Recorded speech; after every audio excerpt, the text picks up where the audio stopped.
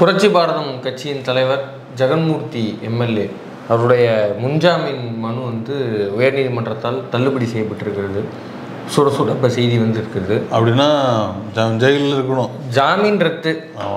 அதை தாண்டி அடுத்த கட்ட நடவடிக்கை என்னவா இருக்கும் அப்படிங்கிறத தான் நம்ம பொறுத்திருந்தோம். இந்த ஏற்கனவே அந்த காதல் ஜோடி வழக்கு இல்லையா, அந்த வழக்கு தான். அந்த வழக்கு வந்து முகாந்தரம் இருக்கிறது. அதாவது அந்த கால் ரெக்கார்டு, சிசிடிவி ஃபுட்டேஜஸ், இதெல்லாம் ஆய்வு செய்து பார்க்குறப்போ ஆதாரங்கள் வலுவாக இருக்கிறது. அதனால அடிப்படை முகாந்திரம் இருக்கிற காரணத்தினால முன்ஜாமீன் மனு வந்து ரத்து செய்கிறோம் அப்படின்னு நீதிபதிகள் சொல்லியிருக்காங்க. ஆமாம், இப்போ இந்த தீர்ப்பையொட்டி இந்த சம்பவத்திற்கு அப்படியே நேராக திமுகவை கனெக்ட் பண்ணி பாருங்க, ஒரு தலித் தலைவர் இதுவும் திமுக தானா? ஆமா, திமுக வந்து ஒடுக்க பார்க்கிறது அப்படின்னா அதிமுக தரப்புல இருந்து, இன்னும் பாஜக தரப்புல இருந்து தலித் தலைவர்கள் மீது பாஜகவுக்கு அவ்வளோ கரிசனம். பாஜக தரப்பு ஒரு சைடு. அது மட்டும் இல்லாமல் பாருங்கள், ஒரு தேசிய ஜனநாயக கூட்டணி வலுவாக இருக்குது, அதை வந்து உடைப்பதற்காக. ஆமாம், அவர் வந்து இந்திய கூட்டணியில் தான் இருக்கிறாப்புல இல்லையா? ஆமாம், அதனால் வந்து அதை உடைக்கிறதுக்காக இந்த மாதிரியான செயல்பாடுகள். முதல்ல தேசிய ஜனநாயக கூட்டணினா என்னன்னு நம்ம ஊர் கரைகளுக்கு சொல்லணும். முதல்ல அப்படின்னா என்னன்னே அவங்களுக்கு தெரியாது. பாஜக கூட்டணி, அதிமுக கூட்டணி அப்படின்னா அவங்களுக்கு தெரியும். இதெல்லாம் அவங்களுக்கு தெரியுமா? ஸோ இந்த கூட்டணியை பிளப்பதற்காக தான் திமுக அந்த வேலையெல்லாம் செய்கிறது அப்படின்னு ஒரு சைடு. ஸோ இந்த நேரம் ஒன்றும் இல்லை, ஜட்ஜே திமுக தானே, அவ்வளோதான்.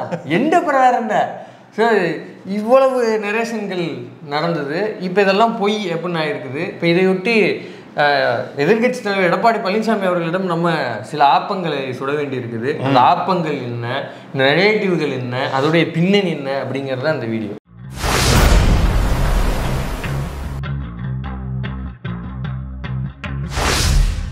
அந்த வழக்கு பற்றி நம்ம ஆல்ரெடி பேசியிருக்கிறோம். ஒரு நீண்ட டிஸ்கஷன், ஒரு காதல் விவகாரம். நம்ம ஒரு காதல் ஜோடி, அவங்க பெண் வீட்டார் வந்து கொஞ்சம் வசதியாக இருக்கிறாங்க. அவங்க வந்து ஒரு அழுத்தம் கொடுக்குறாங்க. அந்த அழுத்தத்தின் பேரில் இந்த ஜோடியை பிரிக்கிற ஒரு வேலை நடக்குது. அந்த வேலையில் அந்த செயல்பாடு நடக்கும்போது இந்த பையன் வீட்டிலேருந்து பையனை தேடி ஒரு குரூப் போகிறாங்க. அது எதில் போகிறாங்கன்னா ஏடிஜிபி ஆயுதப்படை அந்த ஏடிஜிபியினோட காரில் போய் தூக்குறாங்க. அது யார் அப்படின்னா, ஒரு காரு கொடுத்தது ஒரு ஹெல்ப் தப்பா? அது ஒரு ஹெல்ப் பண்ணுறது ஒரு தப்பாடா? இது கடத்தலுக்கா? அவர் என்னத்தரா கண்டாரு, ஏதாவது தேட போறாங்க, நாளை தட்ட போறேன்னு சொல்லியிருப்பாங்க. அதுக்கு போலீஸ்கார் எடுத்துட்டு போறீங்களா? போலீஸ்காரு போலீஸ் கார் கொடுத்தாரா? போலீஸ்காரர் இல்ல, போலீஸ் கார் கொடுத்தாரு. அதை எடுத்துட்டு ஒரு ஹெல்ப் பண்ணது தப்பா? இந்த காலத்துல நல்லதுக்கே இது இல்லை. இப்படி அந்த பையனை தேடி போயிருக்கிறாங்க வீட்டுக்கு. பையனை தேடி போனவங்க வந்து எம்எல்ஏவின் ஆட்கள்னு சொல்லப்படுது. அதுவும் இல்லாம போனவங்க எங்க பையன் இல்லை அப்படின்னு, பையனை தூக்கணும் அவ்வளவுதானே, இருந்த பையனை தூக்கிடுவோம் அப்படின்னு அந்த அவைலபிள் உள்ளவங்க எடுத்துட்டாங்களா? அவ்வளவுதான், அவைலபிளா யாரும் தூக்கிடுவோம். சும்மாவா? போலீஸ்கார் கொடுத்துருக்காரு. அப்படி அந்த டீசல் வேஸ்டா போகும். அதனால இருக்கிறவங்களும் அழைச்சிட்டு வந்துட்டாங்க. அதுக்கு முன்னாடி ஒரு பதட்டத்தில், பயத்தின் பேரில் வந்தவங்க போலீஸ்ன்னு சொல்கிறாங்கன்னு, செயல்பாடுகள் அப்படி தெரியலையே அப்படின்னு பதட்டத்தில் போலீஸ் சொல்லி தான் தூக்கிருக்காங்களா? போலீஸ்காரருக்கு அப்படியா? அப்படித்தான்.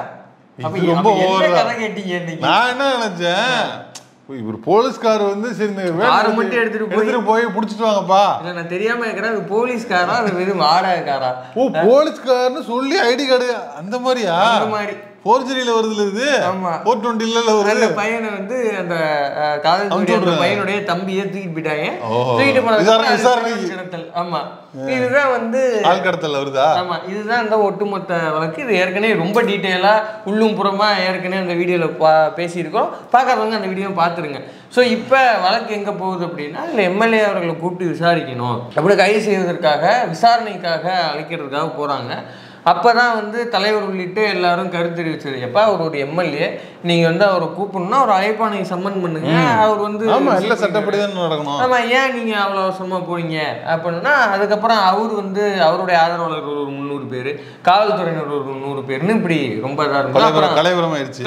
அப்புறம் கோர்ட்டுக்கு வந்தார். கோர்ட்டுக்கு வரும்போது இதே போல் ஒரு 300 பேரோட வந்து அப்புறம் கோர்ட் அதை கண்டிச்சது. அந்த கதையெல்லாம் நம்ம பார்த்தோம். இப்போ வந்து கோர்ட் என்ன சொல்லியிருக்குது அப்படின்னா, இந்த சிறுவன் கடத்தல் வழக்கில் புரட்சி பாரதம் தலைவர் ஜெகன்மூர்த்தியின் முன்ஜாமீன் மனுவை தள்ளுபடி செய்கிறோம். குற்றச்சாட்டில் அடிப்படை முகாந்திரம் உள்ளது அப்படின்னு சொல்லி முன்ஜாமீன்னா ஜாமீன் தர முடியாது, ஜாமீன் போலீஸ் காவல்ல தொடர்ந்து நீடிக்கணும். இப்போ போலீஸ் கைது செய்யறாங்களா இல்லையாங்கிறது மேற்கொண்டு ஜாமீன் கிடையாதுன்னு சொல்லிட்டாங்க. ஆமா, சம்மன் பண்ணி அவங்க விசாரணைக்கு கைது பண்றாங்களா? ஏன்னா காவல்துறை தரப்புல இருந்து என்ன சொல்றாங்க இருக்கு. ஆமா, காவல்துறை தரப்புல இருந்து இவர் வெளியில விட்டோம் அப்படின்னா சாட்சியை கலைக்க கூடும், அதனால நீங்க வந்து முன்ஜாமீன் கொடுக்க கூடாதுன்னா போலீஸ் தரப்புலயும் வாங்க வச்சிருக்காங்க. அதை கோர்ட் வந்து ஏற்று இருக்கிறது. ஏன்னா பிரைமா ஃபேசியா இருக்குது, அடிப்படை முகாந்திரம் இருக்கு அப்படிங்கிறது. இப்ப இதுல நம்ம என்ன கேட்கிறோம் அப்படின்னா, இவர் ஜெகன்மூர்த்தி அவர்கள் இருக்கார் இல்லையா, இவர் முழுசா இந்த கடத்தல் விவகாரத்திலும் இந்த காதல் ஜோடி இந்த விவகாரத்திலும் அவர் தான் முழுக்க முழுக்க செய்தாருன்னு நம்ம எந்த முன்முடிவுக்கும் வரல. இப்போதைக்கு அடிப்படை முகாந்திரம் இருக்குது அப்படிங்கிற ஜட்ஜையா சொல்லியிருக்கிறார். அதான் நம்ம வந்து சொல்றோம். மேற்கொண்டு இந்த வழக்கு விசாரணையின் போது தான் ஜட்ஜையா சொல்லுவார், முழுசா இவர் செஞ்சாரா இல்லை இவரின் பேரை சொல்லி அவங்க செஞ்சாங்களா, இவங்க போன ஆட்கள் இவங்க பேர் தப்பா இன்ஃப்ளூயன்ஸ் பண்ணிட்டாங்களாங்கிறதெல்லாம் ஜட்ஜையா சொல்லுவார். நம்ம கேட்கறது இப்போதைக்கு அடிப்படை முகாந்திரம் இருக்குன்னு சொல்லியிருக்கிறாங்க.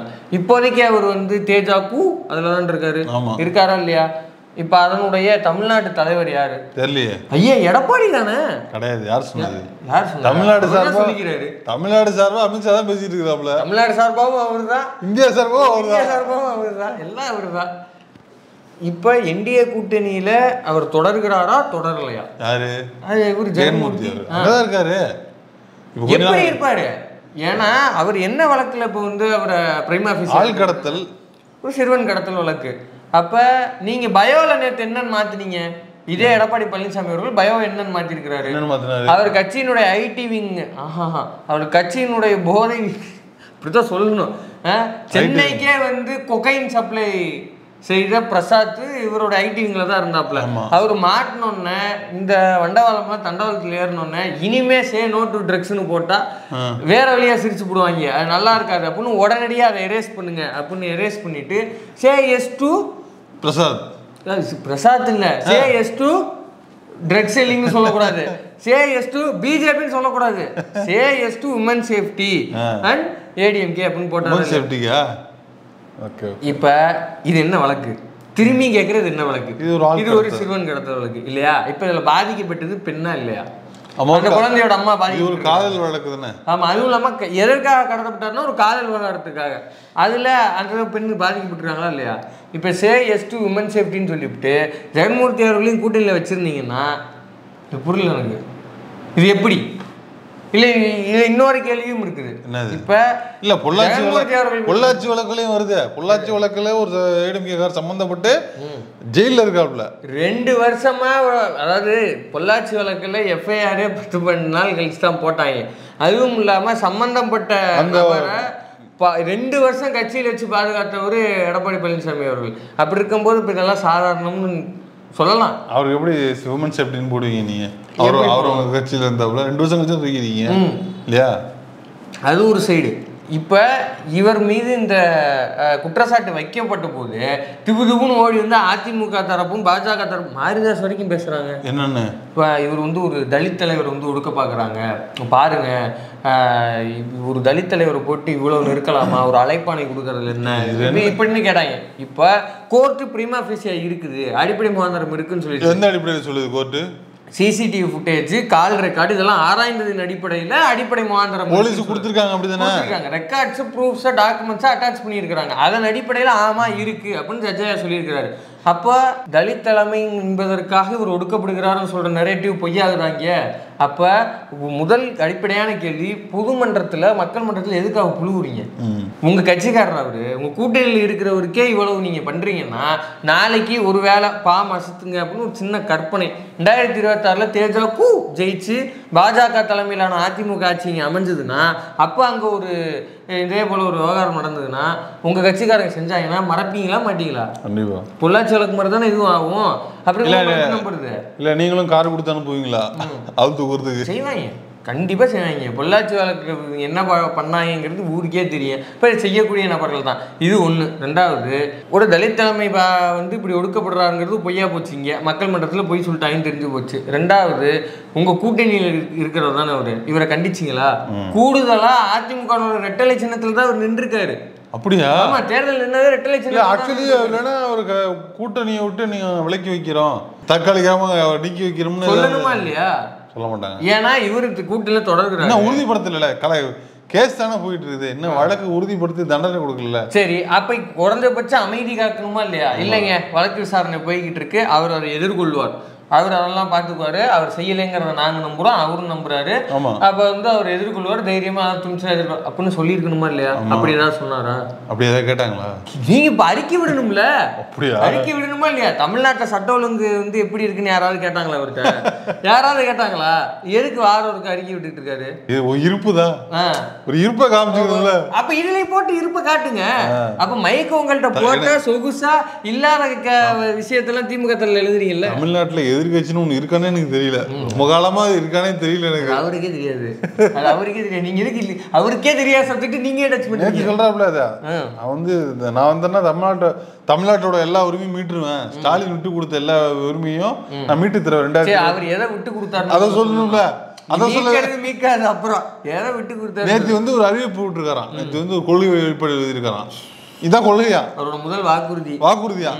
என்னங்க வாக்குறுதியே இல்லைங்க, அவங்க விட்டதெல்லாம் என்னங்க விட்டாங்க போறீங்க? அது 2021 தேர்தல் பரப்புரையா இருக்கட்டும், அதுக்கு முன்னாடி எதிர்கட்சியின் தலைவராக இருந்தப்போ அவர் சுற்றுப்பயணமா இருக்கட்டும் தெளிவா சொன்னார், ஐயா பாருங்க, இந்த ஈத்தேன் மீத்தேன் விவகாரத்தில் இவ்வளோ விஷயங்களை விட்டு கொடுத்தாங்க, உதய மின் திட்டத்தில் மாநில உரிமையை விட்டு கொடுத்துட்டாங்க, நீட்டு இடத்துல மாநில உரிமையை அதிமுக விட்டு கொடுத்துருச்சு, 70 விடுதலை அதில் வந்து உரிமையை 70 விடுதலையை நான் மீட்டு தருவோம்னாரு, விடுதலை பண்ணுவோம்னாரு. 70 விடுதலை வந்து ஒரு முக்கியமான விஷயம். இந்த சீமாண்டி கட்சியை காலி பண்ணிட்டு போறான்னா காலத்துக்கு கட்சி வைக்கிறாங்க, என்னைக்கு சேர போற டேட் சொல்லு. இல்ல அறிவாலய ரூட் நல்லா போய்கிட்டு அவங்க தெளிவா இங்க வருங்க. அவங்க வந்து முதல்ல வந்து திராவிட பயிற்சி பசங்க நடத்துவாங்க, அதுக்கப்புறம் வந்து இவங்க இளம் பேச்சாளர்கள் தேர்ந்தெடுத்தாங்க, அப்புறம் அவங்களுக்கு பயிற்சி பாசற, அதையும் தாண்டி இப்போ ஓரணியில் தமிழ்நாடுன்னு அவங்க ரொம்ப தெளிவாக போய்கிட்டு இருக்காங்க. இந்த ஜோம்பிஸ் எல்லாம் கொண்டு போய் சேர்த்து வேண்டாங்கிற நான் அது பாட்டுக்கு போட்டு விட்டுருக்கேன், இவை கலைக்கவும் வேண்டாம், இவன் சேர்க்கவும் வேண்டாம். இப்போ அவர் இவ்வளோ தெளிவாக சொன்னார், இந்தந்த உரிமைகளை இவங்கெல்லாம் இழந்துட்டாங்க, இதை வந்தால் நாங்கள் மீட்டுட்டு போகணும், தொடர்ந்து இது எல்லாத்தையும் லிஸ்ட் பண்ணார். லிஸ்ட்டு பண்ணுங்க, நீங்கள் எங்கேயுமே லிஸ்ட் பண்ண மாட்டேங்கிறீங்க. ஏன்னா இல்லை அப்படி எதுவும் சும்மா சொல்லுவோம்னு சொல்லி வைக்கிறது தான். சரி, அந்த உரிமையை நீங்கள் மீக்காதெல்லாம் அப்புறம் எஸ்டி உமன் சேஃப்டின்னு போட்டிங்கல்ல, அப்புறம் உமன் சேஃப்டின்னு போட்டு இவரையும் உள்ளே வச்சுருந்தீங்கன்னா மக்கள் கேட்பாங்களா மாட்டாங்களா? உள்ள தேசிய ஜனநாயக கூட்டணியில் இவர் சேர்க்கறது நீக்கிறதுங்கிற உரிமை என்கிட்ட இல்லைப்பா, அவர் அந்த கொடுக்கல. அதை பற்றின ஒரு அறிக்கை. ஜெகன்மூர்த்தி வந்து அவர் ஒரு கூட்டணி கட்சி தலைவர் ப்ளஸ் ஒரு எம்எல்ஏவா இருக்கிறாரு. நீங்கள் பாட்டுக்கு இதே ஃப்ளோவோட எடப்பாடியை கூட்டணி கட்சி தலைவர்னு சொல்லிடாதீங்க, ஏன்னா பிரச்சனையாக போயிடும். அப்போ ரொம்ப சென்சிட்டிவான இஷ்யூ இல்லை, அதிமுக அந்த மாதிரி டிஎம்கே இந்த மாதிரி பண்ணுதுன்னு ஒரு அறிக்கை விடணும், அறிக்கை விட்ட பாடல, எந்த பிரச்சனையும் இல்லை. இன்னைக்கு காலையில் ஐஐடியில வந்து ஒரு அபிஷேகம் நடந்திருக்கு, அதுக்கும் அறிக்கையை காணுமே. அண்ணா பல்கலைக்கழகத்துல ஒரு பிரச்சனை நடந்த போது எகிரி குடிச்சுக்கிட்டு ஏறி அடிச்சுக்கிட்டு அதுக்கும் அறிக்கை விடணும் தான், நல்ல விஷயம் தான். அதுக்கு நம்ம நீ அறிக்கை எஸ்எஃப்ஐ நடத்தின போராட்டத்தை நேக்கா டேக் ஓவர் பண்ணீங்கல்ல, இப்ப இங்க போய் போராடுங்க, யார் அந்த சார்னு கேளுங்க, எல்லா விஷயமும் பண்ணுங்க. அது என்ன அண்ணா பல்கலைக்கழகத்துக்கு ஒரு நியாயம், ஐஐடி ஒரு நியாயமா? மேப்படி ஆளுங்க திட்டுவாங்க, எவன் வாங்குறது மேப்படி ஆளுங்க திட்டுவாங்க, அது ஒத்து வராது நமக்கு. பாப்போம் எப்படி பொங்குறீங்க, உங்க கடமை உணர்ச்சி என்ன ஆகுது, பெண்கள் இந்த உமன் சேஃப்டி இப்போ ஐஐடியில் என்ன ஆகுதுன்னு நான் பார்க்குறேன். இப்போ இவர் எஸ்டி உமன் சேஃப்டின்னு சொல்லிட்டு இப்போ இதில் மௌனமாக இருக்கிறீங்க.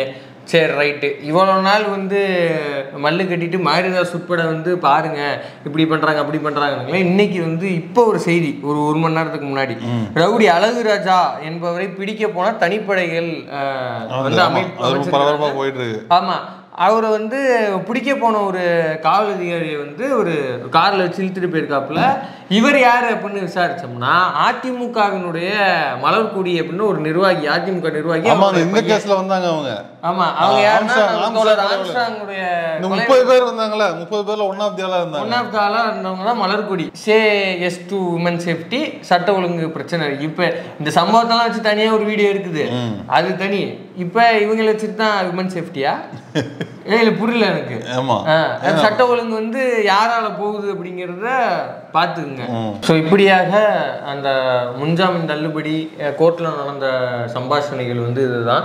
மேற்கொண்டு அவர் வந்து கைது செய்யப்பட இருக்கிறாரா இல்லை என்ன மாதிரி காவல்துறை வந்து அடுத்து ப்ரொசீஜர் வச்சிருக்கிறாங்கிறது தெரியல. அது மேற்கொண்டு செய்திகள் வந்தால் அதை நம்ம அப்படியே திமுக செய்தி அப்படிதானே அப்படின்ற இடத்துல கொண்டு வந்து நிப்பாட்டினா அதிமுகவின் கேவலமான அரசியல் இப்போ அம்பலமானது. ஜட்ஜையா திமுக ஜட்ஜையா தானே இப்போ தீர்ப்பு, அவரு வந்து ஜட்ஜையா விசாரிச்சு கடைசியாக தீர்ப்பு கொடுப்பாரு. அப்ப என்ன சொல்றாங்கன்னு பார்க்கலாம். என்ன பார்ப்போம்.